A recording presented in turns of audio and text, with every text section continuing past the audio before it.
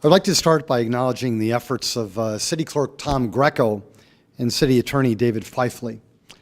Both of these men take great care and pride in serving the citizens of Sioux Falls, and they certainly have performed at the highest level. When you are in public service, you always know the scrutiny is going to be very intense.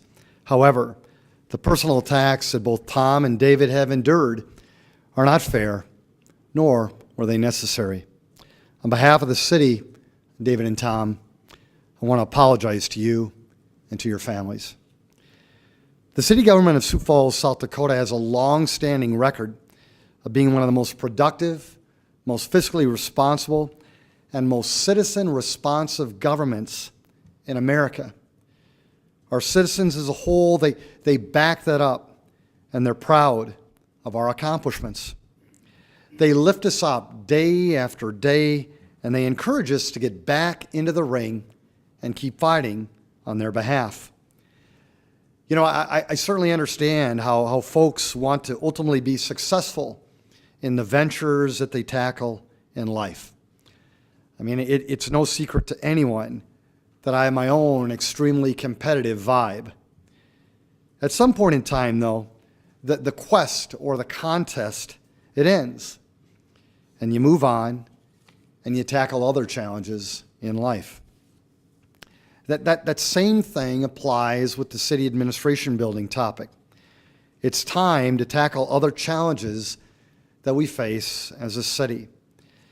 In my 6.5 years as your mayor, there has not been another topic where we've had more collaboration, more due diligence, more dialogue and debate, and yes, more scrutiny than this one. This difficult but necessary process has been going on for well over 2 years. It has been fully vetted, not only by the executive branch of Sioux Falls City Government, but certainly by the legislative branch as well. And as evidenced this week, the judicial system also played a key role. City government in Sioux Falls, though a bit sticky at times, it works. The city government process involving the city administration building followed the city charter, the codes, the policies, and the laws. While not everyone is going to agree with the final solution, no one should say that the citizens have not been represented appropriately or professionally.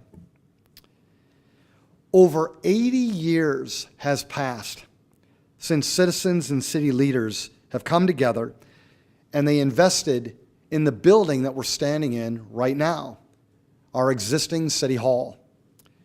Sioux Falls, it's now our turn to do something similar that will serve the citizens of our great city for an even longer period of time. I, along with countless others, have relayed the virtues of why this investment is a prudent one. It's not necessary to repeat all of them today. However, as your mayor, I want to inform you that our plan is to sell the bonds that will ultimately pay for the new city administration building as early and as fiscally and legally responsible as we can. Our estimate on that bond sale is that it will occur in mid-October. I now want to turn the podium over to City Finance Director Tracy Turback, and he will explain the details of that bond sale. Tracy? Thank you, Mayor, and good afternoon. As the Mayor said, we are moving forward with the financing for the City Administrative Office building. He also mentioned that it's been well over 2 years, about 2.5 years, and consistent with the original plan that was laid out that long ago, the project will be financed by the sale of sales tax revenue bonds. I want to talk a little bit about the bonds that will be sold, the bond sale process, and some of the things that go into that sale of bonds. So the sales tax bonds will be sold by a competitive bid process. The City of Sioux Falls historically has used that as a sales process. We believe that achieves the lowest overall borrowing costs, so that will be done by a competitive sale. The goal of the bond sale is to raise the $21.9 million to fund the costs of the project. That's the design, the construction, all the things that will actually go into the project, including the improvements to Van Epps Park and on Dakota Avenue. In addition to raising the $21.9 million for the project costs, we will fund a debt service reserve fund and the cost of issuance, as well as a small amount of capitalized interest. So the total amount of bonds to be sold will generate somewhere in the neighborhood of $24 million. The final maturity on the bonds is expected to be 20 years, which would mean the final payment on the bond would be made in 2036. The timing of this bond sale really, in so many ways, could not be much better. The interest rate environment today is really at a very, very near historical lows, and so the timing is quite optimal in terms of the interest rate environment. In addition to that, the city's excellent credit rating will translate into even lower borrowing costs. And I want to talk a little bit about that credit rating. For a municipality, that credit rating comes in the form of a bond rating.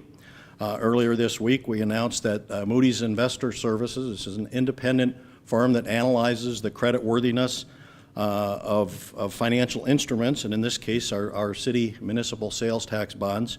Moody's assigned an excellent, very excellent rating on our sales tax bonds of AA2. Now, just to put that into perspective, Moody's uses a range of, I believe it's 22 different possible ratings that they will assign to issues. There are only 2 higher than a AA2. So that indicates very well, I think it speaks for itself in terms of the creditworthiness of the city sales tax bonds. But I do want to dig a little bit deeper and pull some information out of that Moody's report that they issued when they assigned that bond rating. The overarching theme in their report was really, and the basis for their AA2 rating on the sales tax bonds was the city's strong and growing economy. They cited specifically the positive trajectory of the local economy and growing sales tax receipts as kind of a foundation of their analysis. Some of the specific things that they recognized about Sioux Falls: the sizable and consistently growing tax base. Our population caught their attention. The growth of our population. They remarked specifically, since the year 2000, the last time we had a census, 16 years, only 16 years ago, the city population has grown nearly 40%. They found that quite remarkable. We talk often about the history of our strong sales tax revenues and the strong growth in that revenue source, and that certainly was a key part of their report. The local unemployment rate being among the lowest rates in the nation, and they certainly keyed in on that as well. And the last kind of demographic thing that they picked up on was that family incomes in Sioux Falls are above the national averages. Beyond the economy and the demographics in Sioux Falls, the last thing I want to pull out of the report and mention to you, and this is a direct quote from the report, it has to do, comes in under the heading of management and governance, and it really reflects really a long history here in Sioux Falls. And it reads as follows: the city's management is considered strong given prudent fiscal oversight and the use of multi-year capital planning to accommodate the city's rapid growth. To a bond rating agency, that is just key, absolutely critical to have good, strong management, and not just off and on good management. This reflects a long history and tradition in the city of Sioux Falls to be prudent and responsible with the taxpayers' funds. The last thing I'll mention about the rating, it does apply to these new bonds that will be issued, but it also applies to previously existing sales tax revenue bonds. So they reaffirmed that excellent rating on all of the city's outstanding bonds. The mayor mentioned the timeline on the bond sale. We have not yet set the exact sale date. We expect to make that determination next week, and we will announce that when that decision has been made. The sale, as the mayor indicated, is expected to be completed in the next 2 to 3 weeks. I expect that there are folks out there in the community that may be interested in investing in some of these bonds. When we've sold bonds in the past, there's been a strong interest from local individuals and businesses that want to invest some of their funds in these bonds. And for those folks, I would encourage them to contact their personal financial advisor or personal broker, whoever they would normally go through to make an investment transaction.